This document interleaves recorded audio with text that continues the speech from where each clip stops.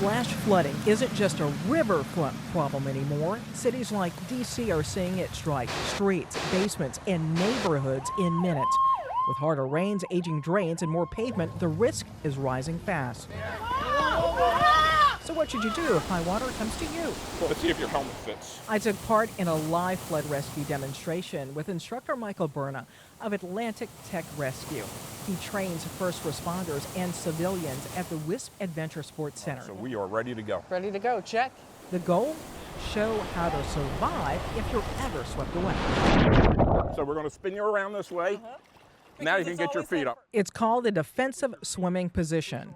On your back, feet pointed downstream to fend off debris. Head up, eyes scanning for hazards. Arms out to steer yourself. If a rock or a tree or something is getting ready to come, you would hit it with your feet and push off like a spring. Big backstroke with both arms. Tilt your body on a 45 angle. Keep that 45 and keep going. Look at that. Took you right to shore. Nice work. But listen, it's not easy, especially when your body is being tossed around like a leaf. That becomes very exhausting if you're swept away. Whatever swimming ability you have, use it and get out immediately. That's what's going to save you.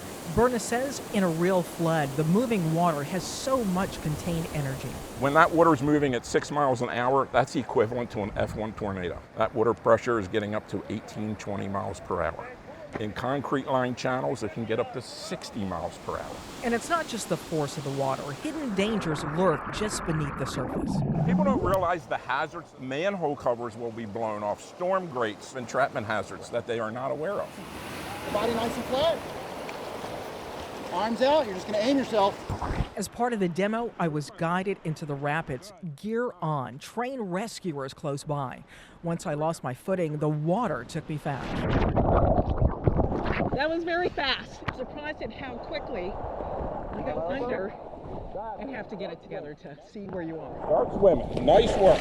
I would have been under probably more than I was above the water. And when you're in it, there are no rules. To simply survive. There is no magic answer. Floodwater doesn't need hours to become deadly. Just 1 inch of rain over 1 mile area can unleash 17 million gallons of water. Think about that, right? 17 million gallons of water. That's pretty phenomenal. The best thing you can do, don't end up in the water at all. Heed the warning of emergency managers, evacuate, right? If you happen to be caught in this environment and you're swept away, get in that defensive swimming position, right? And try to swim as soon as you can. I feel like what you showed me today is a video that folks should save on their phones and play it at the beginning of every spring, summer season, hurricane season. That's it, you know, and my advice, heed the warning. Flash floods are happening more often and in more places. Know the signs, know your escape routes. And if it happens to you, remember, float, fight, and find your way out. That was some textbook, guidance. man. Nice angle. Yeah. And you could feel, and you were just, right, you were just, and whoop, right on over. At Wisp Adventure Sports Center, I'm Chief Meteorologist Veronica Johnson for 7 News. Every year, drivers are caught off guard when heavy rains turn roads into rivers. We teamed up with Michael Berna and his Atlantic Tech Rescue crew to demonstrate exactly what to do if you find yourself trapped in a car during a flash flood. First, understand just how quickly a vehicle can become a trap. Most people are driving, they drive through a flooded road, and usually the water is coming across the road. 1 foot of water is enough to float the vehicle, okay? And add moving water to that, and then it can be swept away. And once the current builds up against your car, Because of the current, it hits the water like it does a rock or any obstruction, and it starts to pile up on it, right? The car fills with water, and this vehicle starts to become heavy and locked in. in our demonstration, the water quickly rose inside. This is such, again, a scary scene, right? It's very anxious as it starts to fill up. Now it's up to my waist, the water line. That's when Berna says, remember the survival rule. So remember the simple rule, seatbelt, window, out, right? So you may have to, yes, Window out. So in this case, you may have to break the window. If the driver's side won't budge, move to another exit. Right now, my driver's side window isn't going down. down. Yes. However, I got the back window to go down. Yes. So I'm going to get busy getting back there. If you stay in here and conditions continue to deteriorate, right, you're basically sitting in your own coffin. Once open, climb onto the roof and prepare for rescue. So work your upper body out, spin around as you're pulling up, sit on the windowsill. Sitting on the windowsill, Michael's telling me to put one foot on the armrest, hoist my body onto the top of the vehicle, and get as low as I possibly can, and wait for the rescue team to come. But in shallower water, the rescue team may be able to reach you directly. Forward, forward, forward. The water is not too deep, right? We can get out here as a crew. They form a triangle or a wedge. And what they're doing is that helps them deflect the water around them, and that enables them to open that door. Because without that maneuver, they can't open the door. They make a human wall, and that deflects the water pressure around them, and then they can open the door and egress out. Once the team reaches you, they'll secure you and guide you to safety. So we're gonna help you get off the car here. Very important to stay behind the car, okay? Okay. Is there a reason for that? Yeah, on the sides here, the water's gonna get a lot more powerful. Here, it's a lot more calm. But the best advice, don't drive into floodwaters in the first place. If people would just heed the warning and not be in a rush, right? We would decrease our call volume and everybody would go home safely. The lesson is simple. Seatbelt, window out. Get on top of the car and wait for help if needed. But the safest move of all is never driving into floodwaters.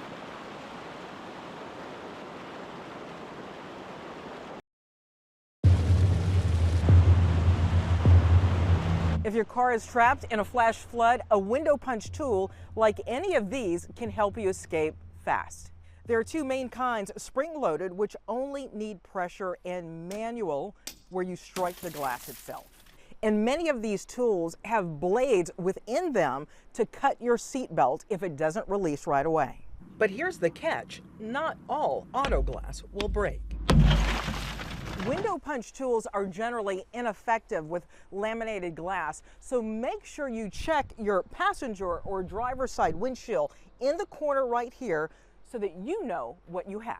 Two door glasses. This one here is a tempered glass, and this one here is laminated, which means it's got two pieces of glass with plastic laminated in the middle. It's thicker, it's heavier, and it helps keep the car quieter. Not all models use the laminated glass. I tried it myself, first with a laminated glass.